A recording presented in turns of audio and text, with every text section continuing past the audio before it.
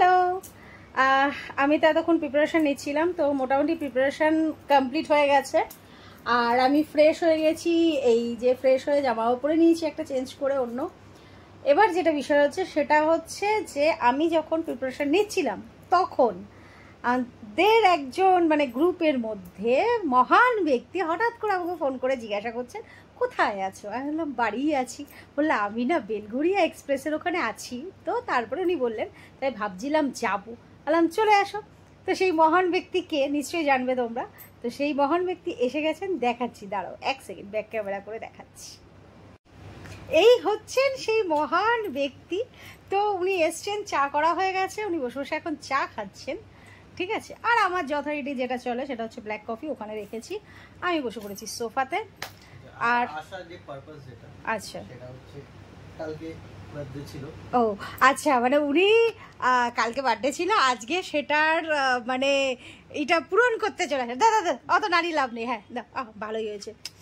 আর এটা হচ্ছে গিয়ে ডার্ক চকলেট, ওয়াও এটা আমার ফেভারিটটা, বাহ বেশ ভালো। শত পুত্রের মা হও, তার জন্য ছেলে লাগবে, বিয়ে করতে হবে। এখন সবই চলে, বিয়ে করতে হবে, ছেলে লাগবে, সেগুলো কিছু পাওয়া যাচ্ছে না।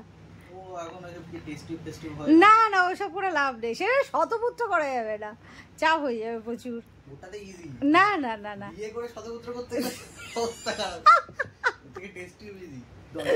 বক্তব্যগুলো শুনছে মানে যা পারছে বলে যাচ্ছে।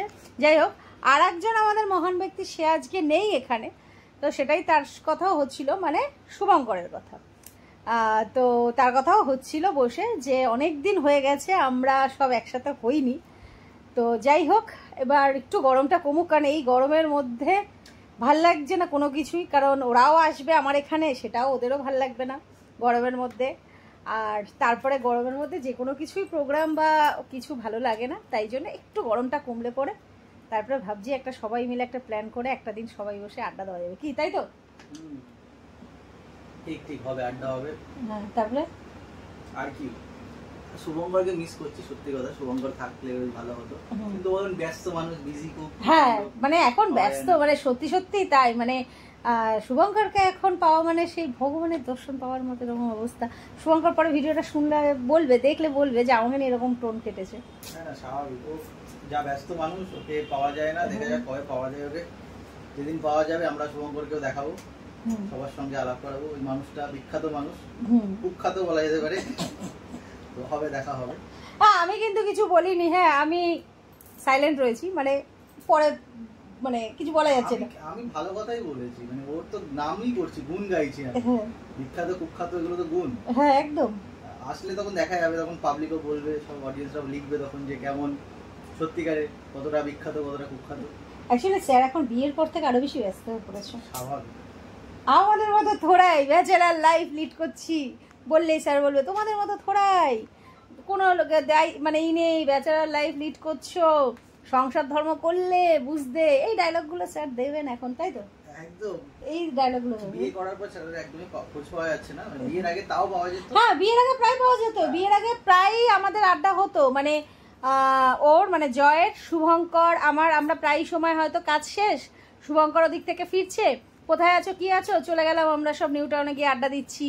তারপরে ওইটা কোথায় যেন, ওই যে পার্কটা, ইকো পার্কের, হ্যাঁ ইকো পার্কের পেছন দিকটাতে ওই ঝিলটার ওখানে গিয়ে আড্ডা হচ্ছে প্রচুর হতো আমাদের। কাজের পরে সন্ধ্যার থেকে আমাদের প্রচুর আড্ডা হতো।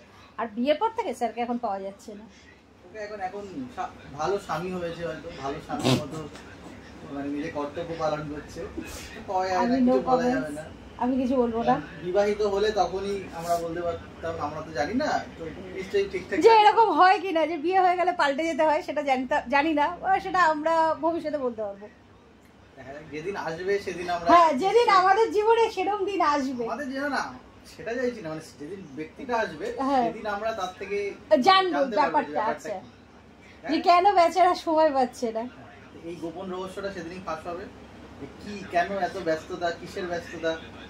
তোমার ওই ইসের ই কমাও তো, সমানে বসে খেলা দেখেই যাচ্ছে, খেলার ভয়েস দিয়েই যাচ্ছে। হ্যাঁ খেলা চলছে, আজকে সিএসকে খেলা, তো সেই জন্য একটু দেখতে হচ্ছে।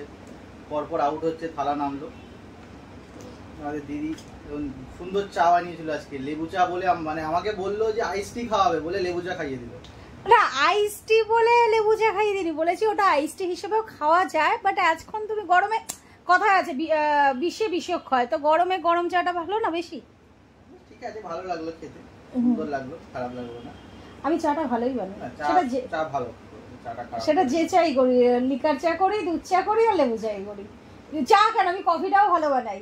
না কি না, আমি তো ব্ল্যাক কফি খাই না। হ্যাঁ না, এটা শুভঙ্কর বলতে পারবে খুব ভালো, আসলে ওটাও ভালোই বলতে পারবে, কারণ আমাদের ব্ল্যাক কফিটাই মানে শুভঙ্কর অবশ্য আমার ব্ল্যাক কফির পার্টনার। কারণ তুমি কোনোদিনই খাওনি, বাট হ্যাঁ আমি আবার কফি ভক্ত, সেটা গরমকাল হোক আর শীতকাল হোক, আমি কফি ভক্ত। আর সেক্ষেত্রে শুভঙ্করও ব্ল্যাক কফি, মানে আমাদের কফি ভক্ত মানে দুধ কফি নয়, ব্ল্যাক কফি।